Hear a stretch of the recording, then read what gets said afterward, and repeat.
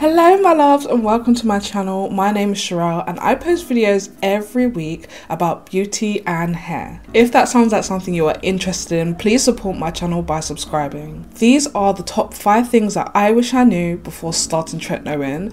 All the information in this video is going to help you glow up and have such a smooth skin transition and help you go from this to this just like I did, but without all the mishaps in the middle.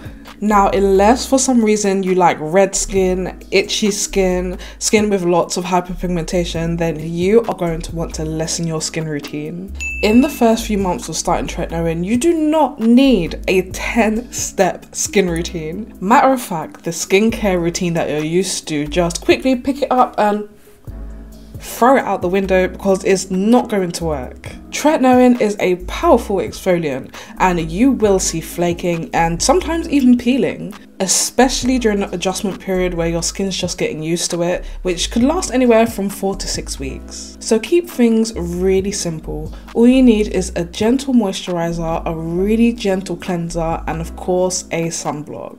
And that brings me to my second point, which is sunscreen. And you. Yes, I'm looking at you. When was the last time you applied your sunscreen? Did you know that you're supposed to reapply every 2 hours? And I must admit, I am guilty of skipping this step, especially in my early days when I was just getting to know my skin. And depending on where you are, Tretinoin is not cheap. Why waste all your money on skincare in general and not protect your skin? The sun is responsible for 90% of aging. Although as a black person, I have natural skin protection, which is my melanin, there is nothing wrong with protecting your skin some more. Lastly, if you are using Tretinoin for hyperpigmentation, yes, guess what? The sun doesn't make it any better for you. It's just going to make it harder for you to achieve your skincare goals. During winter, I'll get rid of all my hyperpigmentation, then the summertime will come and tan my skin and it would all come back. And I recommend you go for 50 plus on your sunscreen.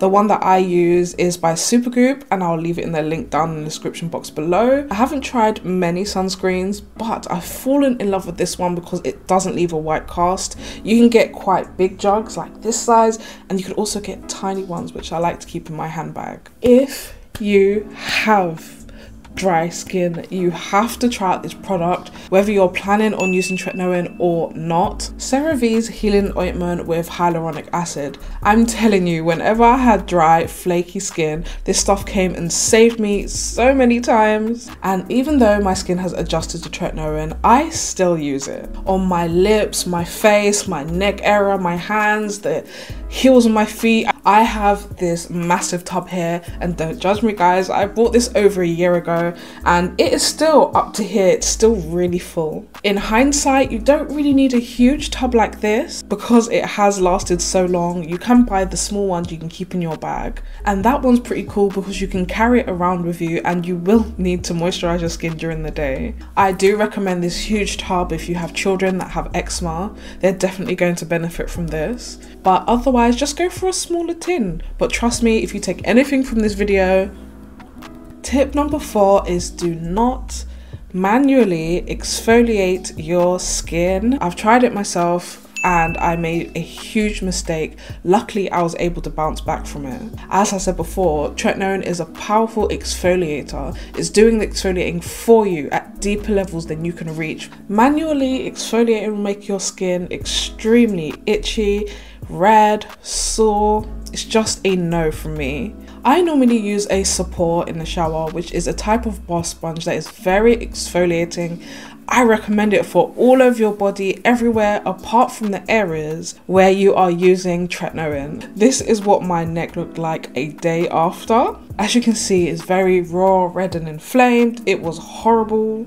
Please, please, please, on the areas that you're going to use Tretinoin, use something like a flannel, something very gentle. To be honest with you, I'm really lucky that it didn't leave permanent scarring.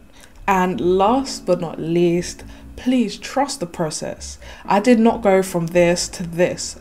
overnight, and I definitely didn't get there without things going wrong in between and having to learn my lesson. And I must tell you that my hyperpigmentation and fine lines got so much worse. I think during the first month it was absolutely horrendous. I felt like putting it down, and if I was to have stopped using it, I never would have seen the results that I have now. If you have any questions about tretinoin or my journey, don't hesitate to ask down below. Also, I would love to know yours. Do you have any tips? Have you started tretinoin yet?